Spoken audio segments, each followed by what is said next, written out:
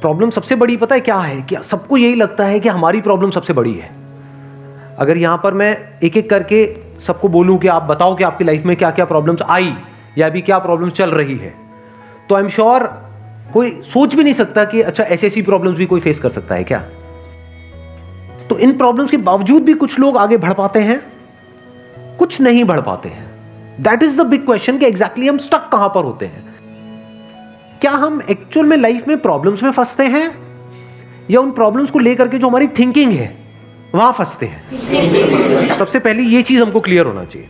तो जो हम कह रहे हैं फंस गए हैं, हम एक्चुअल में प्रॉब्लम्स में नहीं फंसे हैं, क्योंकि प्रॉब्लम्स तो सबकी लाइफ में है।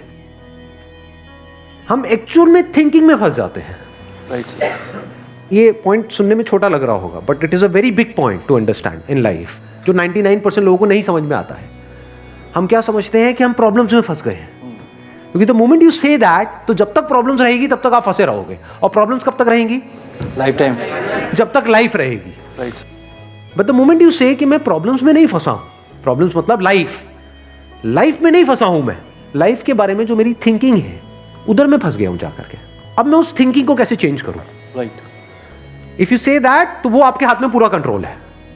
But if you ask me this question कि मेरी लाइफ की जो प्रॉब्लम्स हैं वो कैसे सॉल्व हो, तो उसका कोई जवाब नहीं है, क्योंकि वो कभी नहीं होगा। आज आपकी एक प्रॉब्लम है, वो सॉल्व हो भी जाएगी, कल कोई और प्रॉब्लम आ जाएगी, परसों कोई और आ जाएगी, फिर कोई और आ जाएगी, फिर कोई और आ जाएगी। Right sir. तो कैसे हम अपनी थिंकिंग को चेंज करें?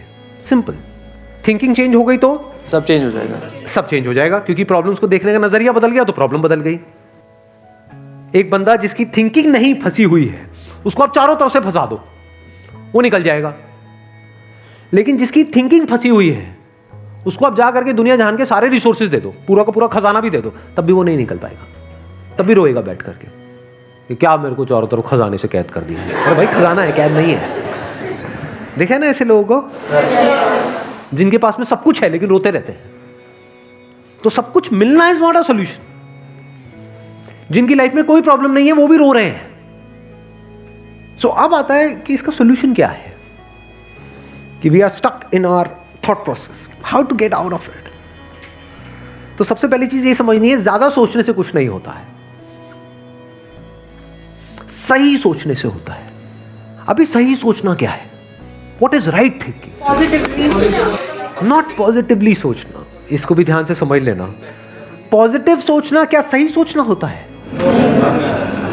फॉर एग्जाम्पल, आगे आप जा रहे हो, किसी जंगल में हो और आगे दलदल है, और आप पॉजिटिव सोच रहे हो, मेरे साथ में कभी कुछ गलत हो ही नहीं सकता, मैंने तावीज पहना हुआ है, ये मुझे बचाएगा।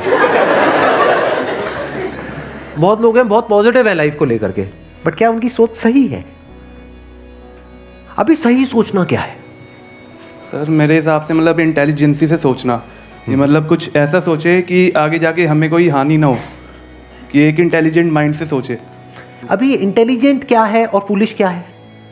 एक है फूलिश तरीका सोचने का, बेवकूफों की तरह सोचना, एक है इंटेलिजेंस के साथ में सोचना। What is intelligence? जिसको हम इंटेलिजेंस कहते हैं वो इंटेलिजेंस क्या है? साइंस को इंटेलिजेंस कह सकते हैं? नहीं कह सकते। नहीं कह सकते। तो किसको कहोगे? सुपरस्टिशंस को इंटेलिजेंस कहोगे? सुपरस्टिशंस मतलब क्या? बिलीफ, कुछ भी मान रखा है, उसको पकड़ के बैठे हुए, उसके हिसाब से एक्ट कर रहे हैं, उसको इंटेलिजेंस कहोगे? या साइंस जिस तरीके से आगे बढ़ रही है उसको इंटेलिजेंस कहोगे? एग्जैक्टली। तो साइंटिफिक वे ऑफ थिंकिंग समझना पड़ेगा, वो क्या है, उसको अपनी लाइफ में लगाना पड़ेगा। तब आप कह सकते हो आपकी जो थिंकिंग है वो सही है।